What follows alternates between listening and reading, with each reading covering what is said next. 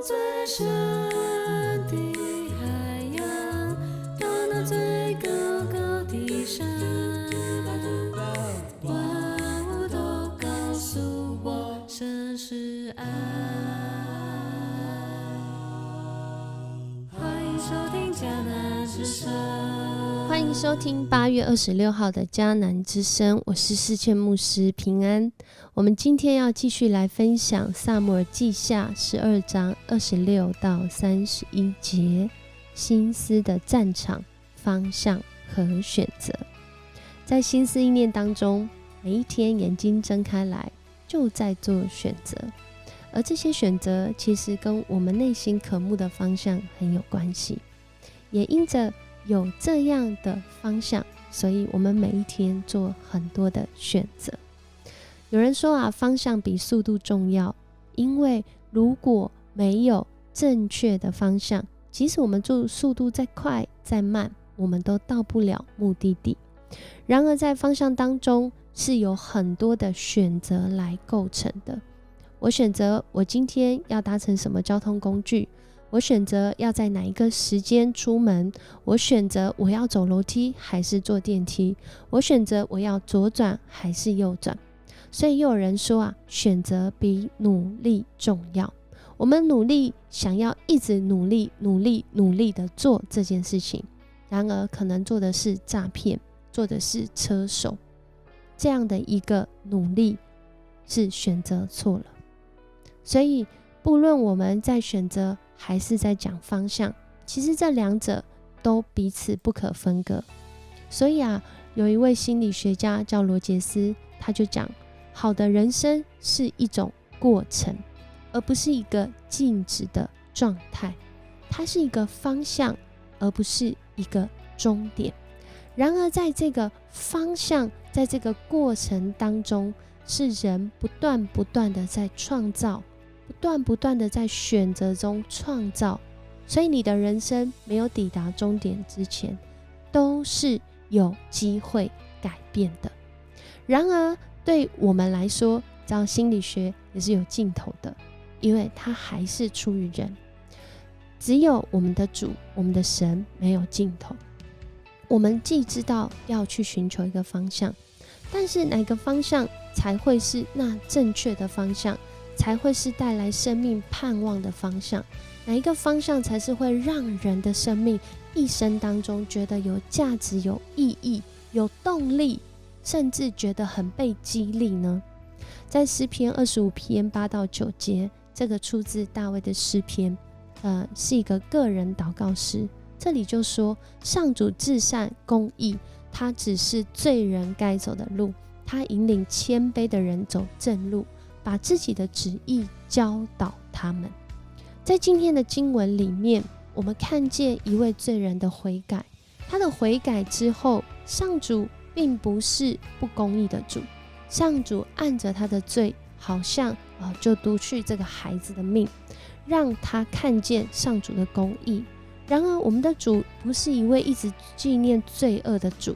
反倒是他仍然守住他的应许，他只是这位自称为罪人的大卫继续走该走的路，他仍然赐福，按着他与大卫立的约带领他。而大卫在此时此刻真的是透过约押的这些选择跟回应，我们看见上主仍然掌权在这个他所设立大卫为王的国家里面。今天的经文讲到约押继续攻打亚门人的京城拉巴，大家还记得吗？这个战争是继续攻打，也就是说之前就发生了。什么时候发生的呢？其实如果我们看撒母耳记上其实就已经发生了，只是那时候的王是扫罗王。因为这个基列雅比人他们被亚门人攻打，所以他们就向扫罗来求救。扫罗在那个时候就派兵去攻打亚门，甚至就从那个时候开始，如果比较近期，就离大卫的时代近一点的时候，就从这个扫罗开始讲的话，其实扫罗到大卫当王的时候，这个战争是一直不断的发生的所以他们才会说这个攻打亚扪人是一场硬仗，是一个很难打的战争。然而今天神却在这一个时间点让约押他能够围攻拉巴城。拉巴城就是当时亚扪人的这个京城，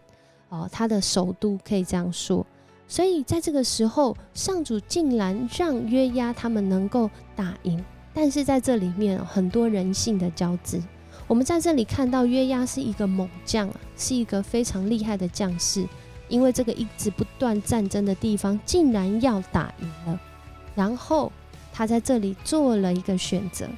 什么样的选择呢？听起来好像很狂傲，听起来很自负，然而在这里面我们看见心里面好像有那一条线，心思的战场里面那个方向和选择是什么呢？约押在这个时候，他派人去向大卫报告说，我攻打拉巴城，已经夺去了水源。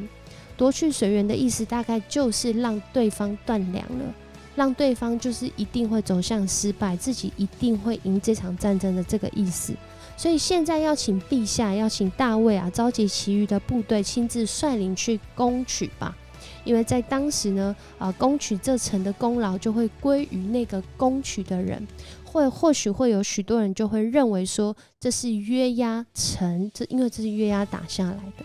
所以在这里约押他这样说，我们可以说约押是一个很有智慧，他在选择上甚至在方向上是很清楚，他知道他是为人将领，他是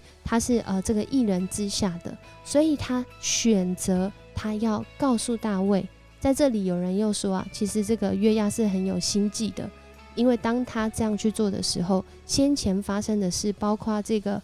乌利亚的事都没有办法算到他头上，因为他还是把功劳归给他的王，不会让人家觉得你擅自专权或你功高震主，让大卫有机会找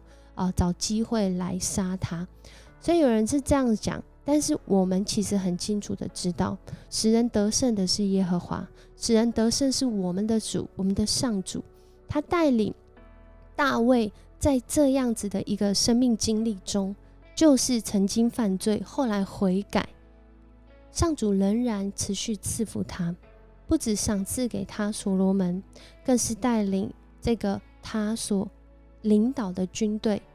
以这个约押为将士的军队继续的得胜，而且是对这个长期战争的亚扪来战胜他们所以在这里面我们看见我们的主仍然是良善的，他是公义的，就如同大卫的祷告，他只是罪人该走的路，他引领谦卑的人走正路。在许多的心思意念当中，特别是人里面的那个可能我们自己甚至我们自己都不知道的那个需要，我们的主都知道。他亲自掌权，他带领大卫经历了高山低谷。